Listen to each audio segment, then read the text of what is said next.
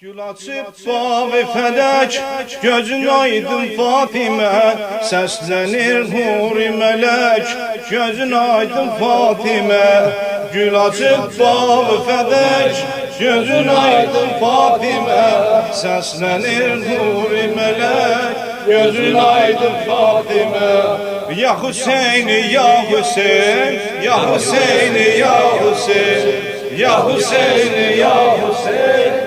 Ya Hüseyin, ya Hüseyin. Oldu Cebrail emin ta yakırda dilbere, oldu Cebrail emin ta yakırda dilbere, aldı yağuşe onu aparıbdı göylere, aldı yağuşe onu aparıbdı göylere.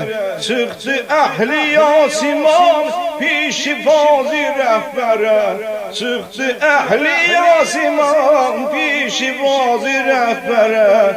Şamine çattı felek, gözün aydın Fatimə.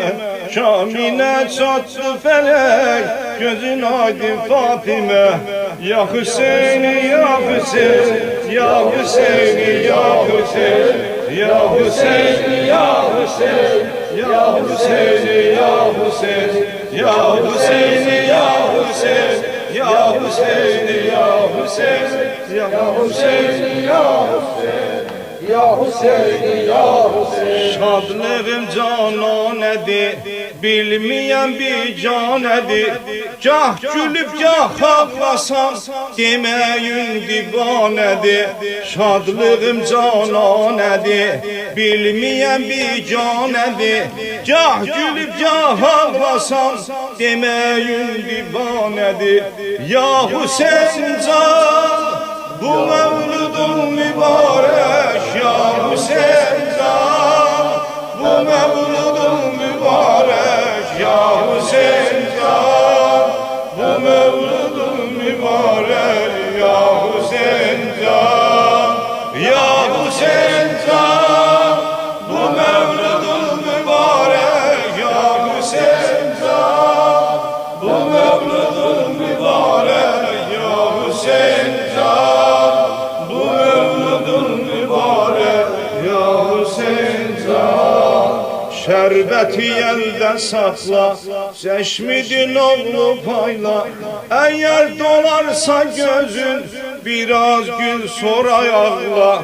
Şerbeti elde sakla, çeşmidin oğlu payla. Eğer dolarsa gözün, biraz gül sonra ağla.